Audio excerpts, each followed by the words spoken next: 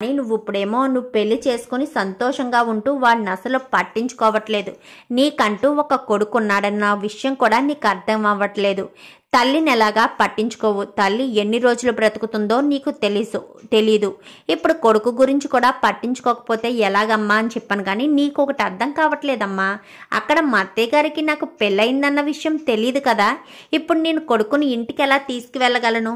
నా కొడుకుగా ఇంట్లో ఎలా పరిచయం చేయగలను? పోనీ తెలుసున్న అబ్బాయి అంటే నాకు ఈ మలేషియాలో తప్ప ఈ ఇండియాలో నాకెవరూ తెలిసి ఉన్నవాళ్ళు లేరని వాళ్ళకి బాగా తెలుసు. అప్పుడు ఈ అబ్బాయి ఎవరు అంటే ఏం చెప్పాలి?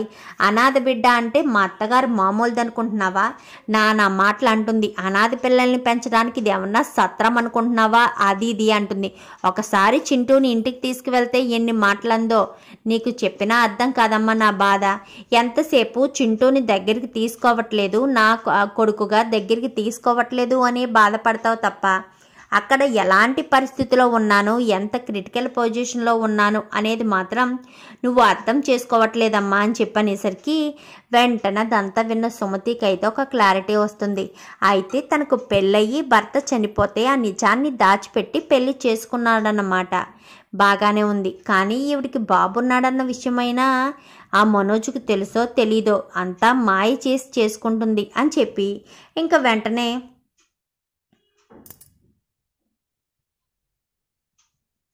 ఆ ఇంటి నుంచి బయటికి వచ్చేస్తుంది.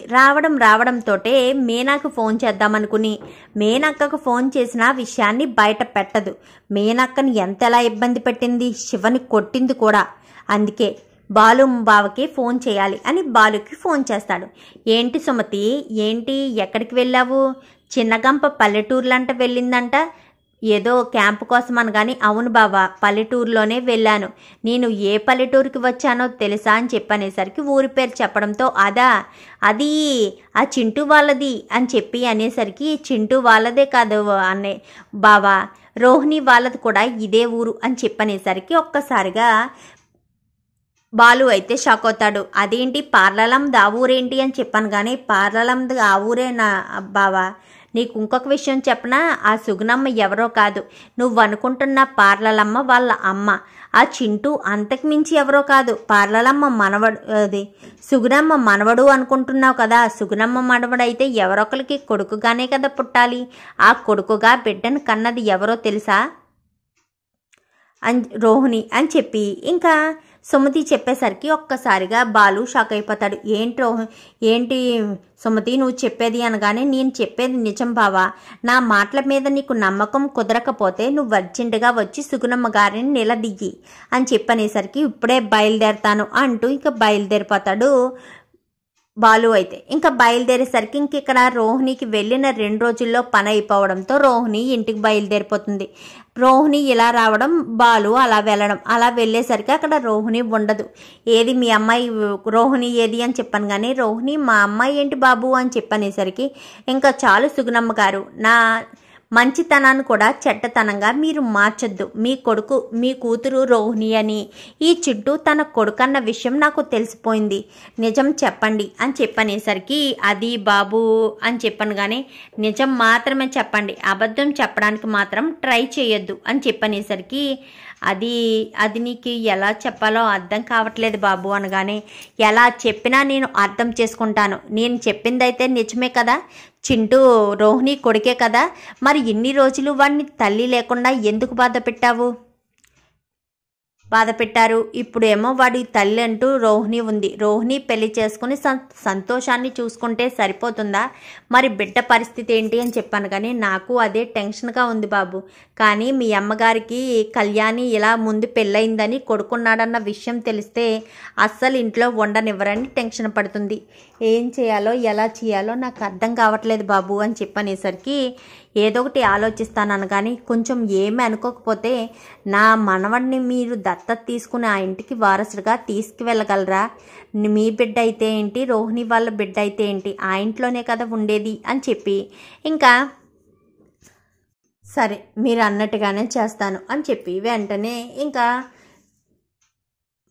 చింటూనైతే బాలు మా ఊరు వస్తావా, మా ఇంటికి వస్తావా అనగానే వస్తాను మామ అని చెప్పనేసరికి మా అమ్మ అని కాదు, నాన్న అని పిల్లని చెప్పాను కానీ నేను నాన్ననా అని చెప్పాను కానీ నువ్వు నాన్నవా అని చెప్పాను కానీ అవును నాన్ననే అని చెప్పి ఇంకా నేరుగా గుడికి తీసుకెళ్ళి దత్త తీసుకుని ఇంటికి తీసుకువెళ్తాడు. ఇంటికి తీసుకువెళ్ళేసరికి ప్రభావతి షాక్ అయిపోతుంది. రోహిణి కూడా ఇదేంటి చింటుగాడిని ఇంటికి తీసుకొచ్చాడు, అదేంటి మా అమ్మ ఏమేమి నాకు ఒక్క మాట కూడా చెప్పలేదు అని చెప్పి ఇంకా కంగారు పడుతూ ఉంటుంది. ఇంకా పార్లలమ్మ దగ్గరికి వెళ్ళి ఏంటి పార్లలమ్మ ఈ అబ్బాయి నీకు తెలుసా ఏంటి అంతలా టెన్షన్ పడుతున్నావు అనగాని నాకు తెలియదు బాలు అని చెప్పి ఇంకా టెన్షన్ పడుతూ చెప్పేసరికి నీకు తెలియదు లేరు పార్లలమ్మ, నీకు తెలియదని నాకు తెలుసు. సరే చింటూ లోపలికి వెళ్ళాను కానీ ఏంట్రా వాడేంటి ఇక్కడ, అయినా ఆ పిల్లోడిని ఎందుకు తీసుకొచ్చావు అనగానే వాళ్ళ అమ్మమ్మ చావు బ్రతుకుల మధ్యలో ఉంది, అందుకే ఆ పిల్లోడిని నేను దత్త తీసుకుని ఇంటికి తీసుకొచ్చాను అని చెప్పి ఇంకా బాలు అనేసరికి నేను ఒప్పుకోను అని చెప్పాను కానీ ఒప్పుకోకపోవడానికి నువ్వెవరు, ఈ ఇల్లు నాది, నేను ఒప్పుకుంటున్నాను, నువ్వు లోపలికి తీసుకువెళ్ళరా బాలు అని చెప్పి సత్యం అంటాడు. ఇంకా మీనా బాలు ఇద్దరు కూడా ఎంతసేపు చింటూతోటే ఆడుకుంటూ ఉంటారు. మరి ఇప్పుడు రోహిణి ఏం చేస్తుంది, మరి తన కొడుకన్న విషయం ఒక్కసారి కాకపోతే ఒక్కసారైనా బయట పెట్టే ప్రయత్నం చేస్తుందా?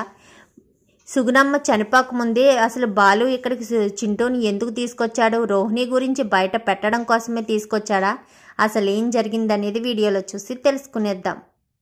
అసలు ఏం జరగబోతుందనేది వీడియోలో చూసి తెలుసుకునేద్దాం. వీడియో కనుక మీకు నచ్చినట్లయితే వెంటనే లైక్ చేసి మా ఛానల్ని సబ్స్క్రైబ్ చేసుకుని పక్కనే ఉన్న బెల్ సింబల్లో ఆల్ పై క్లిక్ చేయండి. ఇలా చేయడం వల్ల అందరికంటే ముందుగా చూడవచ్చు.